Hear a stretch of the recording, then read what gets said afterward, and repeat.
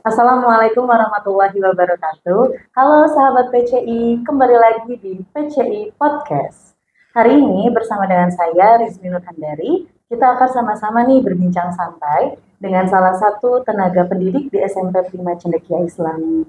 Nah, hari ini sudah kedatangan salah satu guru di SMP Prima Cendekia Islami. Siapa dia? Langsung saja kita sapa bersama-sama. Halo Bu Bilki. Halo Bu Rizmi. Gimana kabarnya Bu Bilki? Alhamdulillah kabarnya sehat, bahagia, dan baik. Alhamdulillah ya. Terima kasih untuk waktunya Bu Bilkis hari ini di PCI Podcast. Kita akan sama-sama nih berbincang santai, ngobrol-ngobrol hangat tentang bimbingan dan konseling. Nah, seperti itu ya. Nah, sahabat PCI, SMP Prima Cendekia Islami ini memiliki 2 orang guru bimbingan dan konseling. Kebetulan Bu Bilkis ini adalah salah satu guru bimbingan dan konseling di SMP PCI. Nah, pasti banyak sekali program-program yang ada nih ya, yang dihadirkan oleh BK di SMP Prima Cendekia Islami ini. Nah, sebelumnya kita akan tanya-tanya langsung ya. Bu Bilkis. Iya. Ya, baik. Hari ini kita akan ngobrol ya tadi terkait dengan bimbingan dan konseling. Betul. Nah, begini. Bu Bilkis, yang saya alami begitu selama saya menjadi siswa dulu ya, di 12 tahun itu dari SD hingga SMA, di sekolah itu pasti ada BK. Nah, pasti ada bimbingan dan konseling. Hanya saja mungkin ada hal yang berbeda nih dengan BK di SMP PCI. Yang saya alami dulu itu ketika menjadi siswa, BK itu menjadi salah satu ruangan gitu ya yang ditakuti oleh siswa. Nah, jadi siswa itu nggak mau Bu masuk ke ruang BK begitu ya, bertemu dengan guru BK itu segan, canggung, takut gitu ya. Karena mungkin mindsetnya adalah datang ke BK artinya punya masalah begitu. Tapi sahabat PCI, di SMP Prima Cendekia Islami saya mengalami dan melihat sendiri begitu ya bahwa program BK yang dihadirkan itu sangat-sangat menarik dan luar biasa, berbeda jadinya gitu ya. Mindsetnya kalau dulu itu kita takut ke ruang BK, kalau di SMP PCI ini justru siswa bertanya-tanya, kapan dipanggil ke BK? Nah, begitu ya. Nah, berangkat dari sana, Bu Bilkis, dari fenomena tersebut, saya ingin tahu nih, tanggapan Bu Bilkis terhadap BK di lembaga pendidikan, atau seberapa penting sih adanya BK di sekolah? Gitu. Oke, terima kasih Bu Rizmi atas pertanyaannya, luar biasa sekali ya. Oke. Terkait tanggapan saya, seberapa penting sih bimbingan konseling berada di pendidikan gitu ya, lembaga pendidikan, ya jelas sangat penting, sesuai dengan amanat Undang-Undang gitu ya Republik Indonesia nomor 20 tahun 2003 itu jelas gitu ya tentang terkait sistem pendidikan nasional, bahwa kan salah satunya adalah membentuk pribadi yang bertakwa gitu ya, terus berakhlakul karimah, mandiri, dan bertanggung jawab. Tentu itu tidak hanya pada saat pembelajaran saja dengan mata pembelajaran. Di sini layanan bimbingan dan konseling itu hadir untuk memfasilitasi siswa agar bisa mengoptimalkan potensi. Karena setiap peserta didik itu berangkat dari latar belakang keluarga yang berbeda, potensi yang berbeda, meliputi potensi kepribadian gitu ya, bakat, minat, bahkan gaya belajar siswa pun berbeda gitu ya. Dari berangkat sana, tentu dalam upaya mengoptimalkan potensi, maka bimbingan dan konseling itu hadir untuk memfasilitasi siswa-siswi gitu ya, atau peserta didik agar bisa mengembangkan atau mengaktualisasi potensi dirinya. Jadi memang tujuan dari bimbingan konseling itu sendiri adalah untuk mengembangkan potensi-potensi yang positif di dalam diri siswa. Jadi itulah gitu ya mengapa penting sekali gitu ya ada layanan bimbingan dan konseling di lembaga pendidikan. Betul. Luar biasa sekali ya. Berarti memang sangat-sangat penting Bu, karena yang digali adalah potensi, begitu bersinggungan dengan lembaga pendidikan yang mana harus mengembangkan siswa, begitu ya, kompetensi yang dimiliki siswa. Artinya BK ini hadir untuk mengimbangi begitu ya potensi akademik, dan mungkin yang lebih disasar adalah psikologinya begitu ya. Mungkin lebih kepada psikologinya juga sehingga anak-anak bisa termotivasi lebih untuk mau belajar. Begitu mungkin ya Bu Bilkis. Baik. Selanjutnya nih Bu Bilkis ya. Kira-kira program BK yang disusun dan dilaksanakan di SMP Prima Cendekia Islam ini apa aja sih? Boleh diceritain nggak? Siap Bu Rizmi. Jadi teman-teman semua yang ada di rumah mungkin nanti yang nonton gitu ya, terkait bagaimana sih layanan bimbingan konseling di SMP Prima Cendekia Islami. Mungkin kalau bersinggungan dengan mata pelajaran, kalau mata pelajaran itu fokusnya klasikal ya Bu ya. Mata pelajaran itu fokusnya klasikal dalam kelas gitu. Nah, kalau berbeda halnya dengan guru bimbingan konseling gitu ya, termasuk pun di SMP Prima Cendekia Islami, fokus kami adalah individual. Memang lebih kepada interaksi antara satu orang dengan guru BK gitu. Jadi kita akan panggil perorangan gitu. Jadi fokusnya memang individual. Nah, dalam hal ini program yang kami buat, yang kami susun itu adalah karena di SMP Prima Cendekia Islami tidak punya jam khusus gitu ya untuk masuk ke kelas, maka kami mengoptimalkan pendekatan secara individual di mana dilakukan pemanggilan siswa. Nah, pemanggilan siswa ini untuk apa? Nah, tadi bersinggungan dengan yang disampaikan Bu Rismi ya, kayak saya tuh takut dipanggil ke guru BK gitu ya, kayaknya tuh punya masalah gitu ya. Nah, tapi berbeda dengan halnya alhamdulillah gitu. Saya pribadi ingin menciptakan BK ini bukan kesannya itu anak yang nakal atau punya masalah, tetapi yang memang perlu gitu ya, perlu bantuan BK, mau itu masalah kecil ataupun masalah besar ataupun tidak punya masalah sekalipun, kami ingin di BK ini menjadi tempat siswa untuk bisa menceritakan apa yang menjadi kendalanya gitu. Jadi memang anak-anak tuh sering, Bu kapan saya dipanggil masuk BK gitu ya. Ini kayak kakak kelasnya yang kelas 8, kelas 9 itu kan sering bertanya-tanya, Bu aku pengen masuk BK lagi, Bu pengen masuk BK lagi. Nah ini adik kelasnya yang kelas 7 karena masih baru gitu ya Bu ya. Jadi mereka tuh selalu bertanya, Bu kenapa ya kakak kelas pengen dipanggil BK dan saya mah takut cina gitu ya. Takut dipanggil BK teh kesannya ada masalah dan lain sebagainya. Tapi kita luruskan gitu ya, BK itu bukan hanya untuk anak-anak yang bermasalah saja, tetapi siapapun berhak. Seluruh siswa di SMP Prima Cendekia Islam itu berhak mendapatkan layanan bimbingan konseling. Karena tujuannya adalah tadi untuk mengoptimalkan potensi yang ada di dalam diri. Sehingga apapun masalahnya, baik itu pribadi, sosial, pembelajaran ataupun karir siswa nanti ke depannya, itu sama-sama kita rumuskan di ruang BK gitu ya. Pendekatannya secara individual. Adapun ketika ada jam khusus gitu ya BK masuk ke kelas, maka ini gitu ya, kami para guru BK senang kalau misalnya para guru mapel nih, guru mapel memberikan jam, Bu Bilkis atau Bu Lisda misalnya mau masuk ke kelas, tidak, itu sangat senang sekali karena di sana kita bisa melakukan bimbingan klasikal. Jadi selain konseling individual, itu yang kita lakukan adalah bimbingan klasikal. Tentu tema-temanya pun ini menyangkut tentang SMP gitu ya, anak-anak SMP terkait dengan dirinya gitu ya, terus perubahan pada saat dia remaja maupun sosial dan lain sebagainya gitu Bu Rizky. Wah, terima kasih Bu Bilkis untuk jawabannya luar biasa. Memang ini sangat terlihat ya sahabat PCI, program BK di SMP PCI ini betul-betul memberikan layanan yang sangat maksimal dan optimal bagi para siswa. Sehingga terlihat ya Bu, anak-anak tidak malu lagi untuk bisa berbicara begitu di depan umum ataupun berbicara tentang apapun itu kepada Bapak dan Ibu guru ataupun teman-temannya.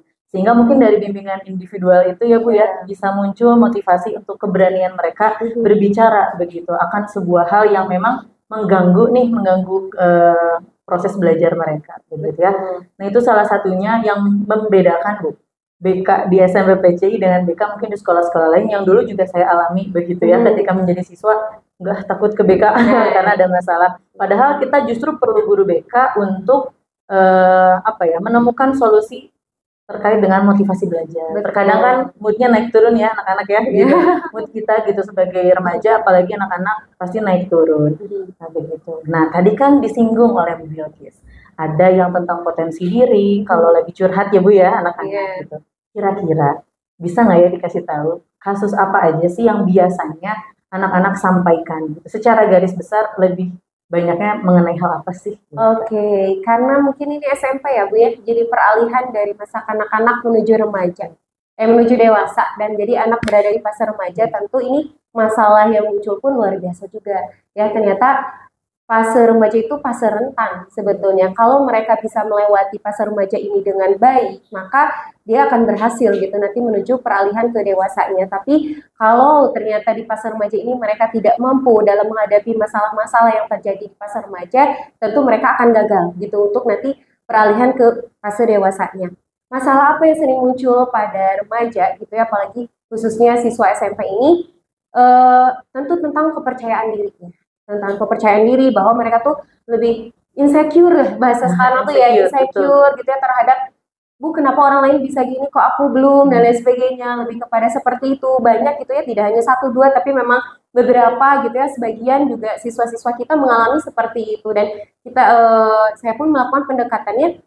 Kenapa mereka tidak percaya diri? Padahal mereka lupa tentang kelebihan yang ada di dirinya.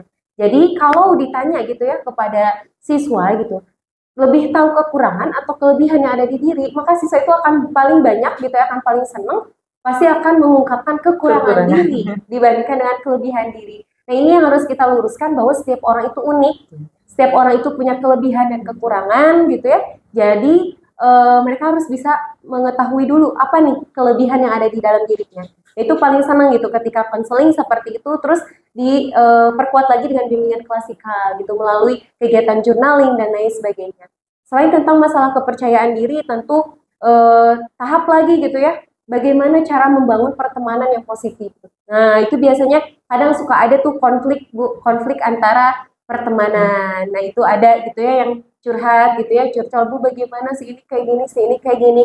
Nah, ini adalah tentang terkait dengan adaptasi dan sosial dari anak-anak. Selain itu, nah ini biasanya kelas 9, mereka galau, iya, galau, andilo karena mungkin mereka akan masuk ke tahap selanjutnya gitu ya, fase SMA gitu. Kemana ya? Iya, kemana bingung nih, tapi mama nyuruh ke SMK tapi aku nggak mau ke SMK. Nah itu ada seperti itu dan memang setiap jenjang itu pasti akan berbeda tahapannya gitu ya, dimana kelas 7 itu lebih mungkin pribadi dan sosialnya, kelas 8 mereka lebih cenderung dominan itu ke sosialnya juga gitu ya, sama pribadi dan belajarnya. Kelas 9 lebih kepada masalah belajar dan karirnya, masa depan mereka tuh mau dibawa kemana. Nah itu mungkin terkait dengan permasalahan yang sering muncul pada saat konseling individual gitu, ataupun bimbingan klasikal.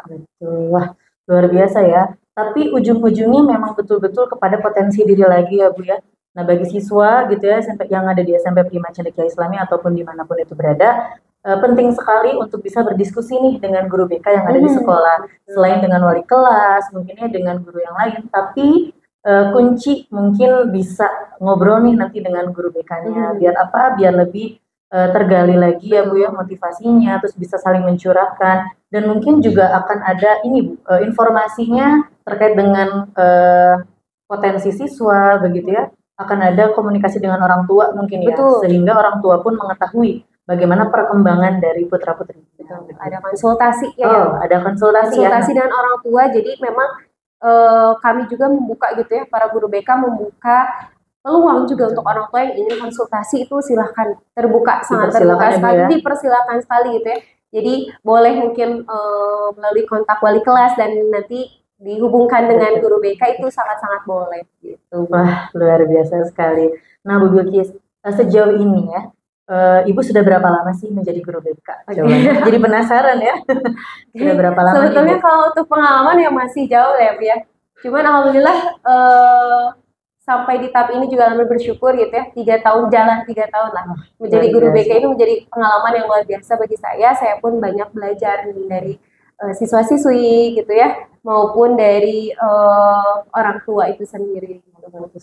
Masih ini gitu ya. Kita sama-sama belajar ya Bu ya, sama-sama belajar untuk meningkatkan potensi siswa dengan potensinya.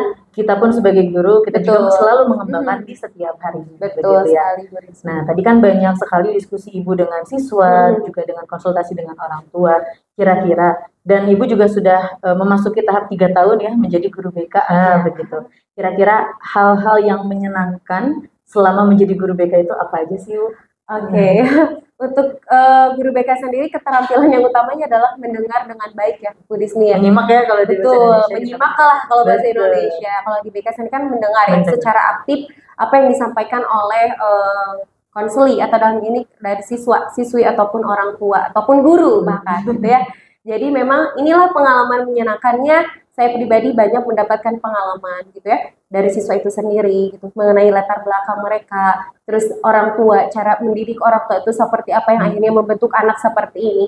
Tentu itu adalah pengalaman yang mungkin gak akan saya dapatkan kalau saya nggak jadi guru BK. gitu ya. Tapi alhamdulillah Allah kasih kesempatan saya gitu ya, menjadi seorang guru BK, belajar banyak dari pengalaman. Ya, bisa dibayangkan ya Bu Disni, alhamdulillah selama 3 tahun ini sudah memegang gitu ya, memegang anak mungkin lebih dari 200 gitu ya, gitu alhamdulillah. Dan saya mendengarkan banyak banget gitu ya latar belakang mereka, cerita-cerita mereka dari 200 orang itu, dan mungkin sebagian dari orang tua. Nah itu bagi saya itu menyenangkan sekali, biar apa ya, jadi pembelajaran juga buat saya.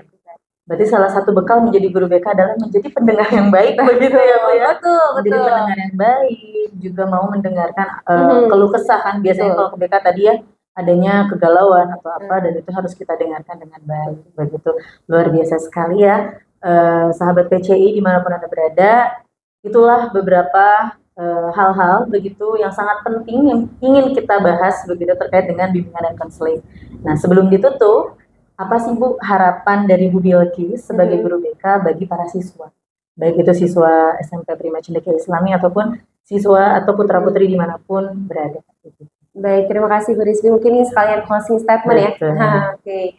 Untuk anak-anakku, siswa-siswa SMP Prima Cendekia Islami maupun di luar, calon siswa dan lain sebagainya, pesan dari kami guru BK, jangan takut untuk ke guru BK gitu ya. Silakan luapkan apapun masalahmu itu dan ceritakan itu kepada guru BK gitu. Guru BK akan sangat senang gitu ya pada saat siswa-siswinya menceritakan hal-hal yang memang harus perlu gitu ya.